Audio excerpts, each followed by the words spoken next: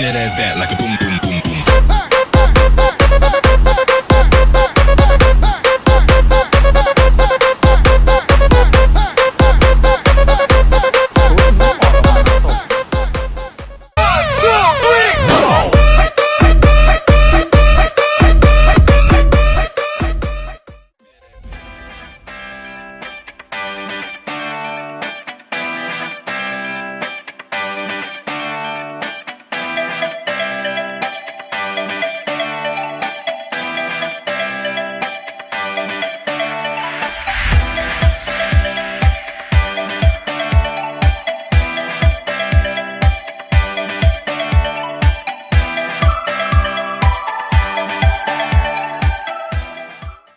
สวัสดีค่ะอยู่กับแป้งในช่องมิสเตอร์พูชาแนลนะคะวันนี้เราก็อยู่ที่น้ำตกนางรองนะคะวันนี้เป็นวันหยุดก็จะมาเที่ยวน้ำตกกันได้ยินเสียงน้ำตกไหม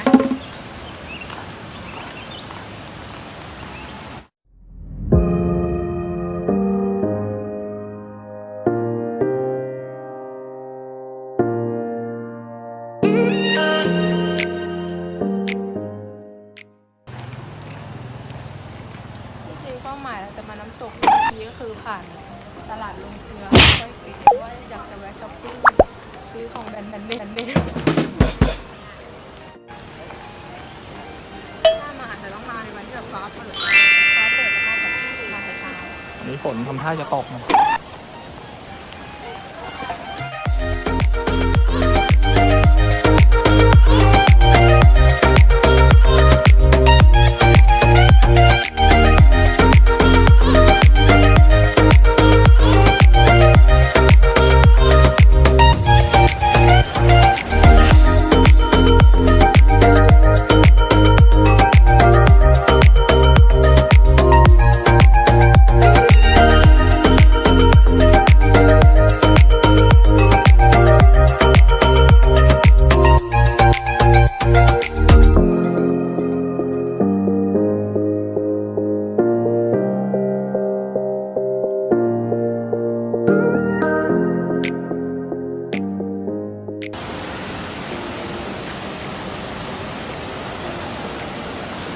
เป็นแผลได้แล้วเนี่ย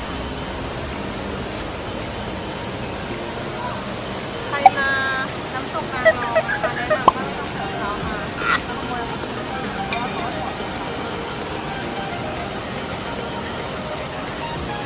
มาแล้วครับมาแล้วครับตกแน่กูบอกเลย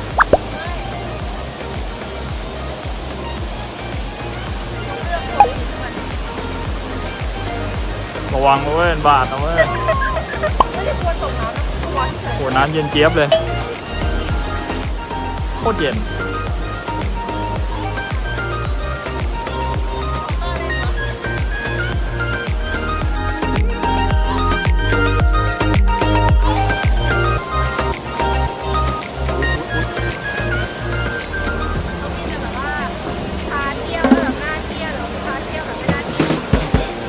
จากที่น่าเที่ยวกับที่ไม่น่าเที่ยวแบบว่าเวลาก็ไม่เหมาะสภาพอากาศก็ไม่เหมาะคือว่ามันเหมาะที่สุด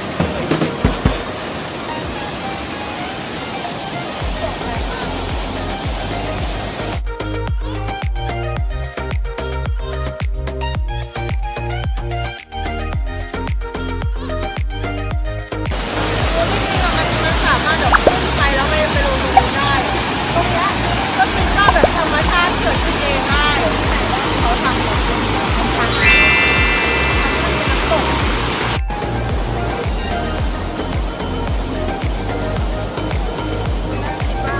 ตอนแรกคิดว่าเราอะคือว่าผมแล้วนะเพราะว่ากูว่าปล่อยผมมันไม่เหมาะกับที่นี่ตอนแรกคิดว่าเราอะมาสายสุดแล้วก็มัน4 โมงกูลงมาบานเลยเขารู้ไงว่าคนมาตามใคร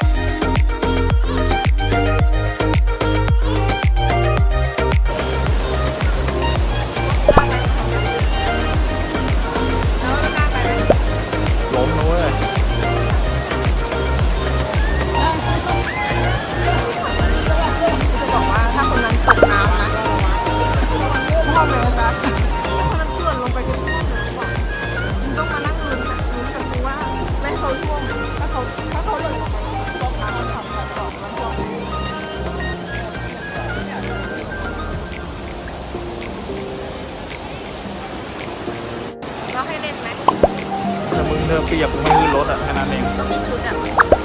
ถ้าทำมึง เอางี้แล้วกันเราจะไปตรงนู้นโดยไม่ให้เปียก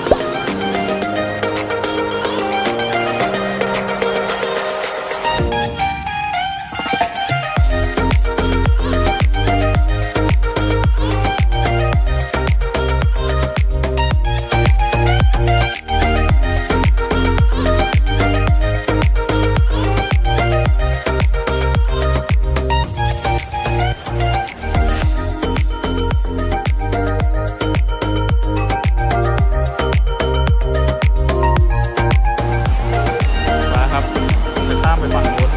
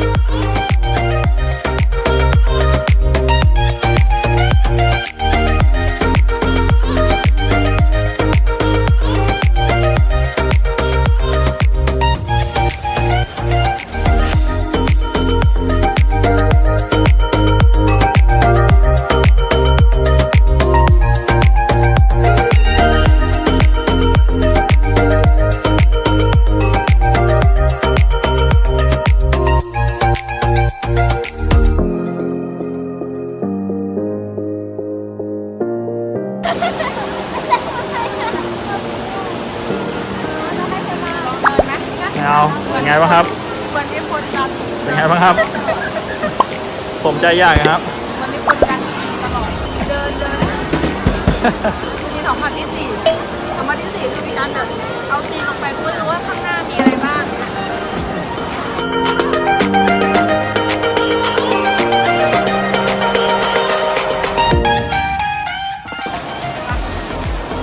ไปครับไปเดินมันนี่ชื่ออะไร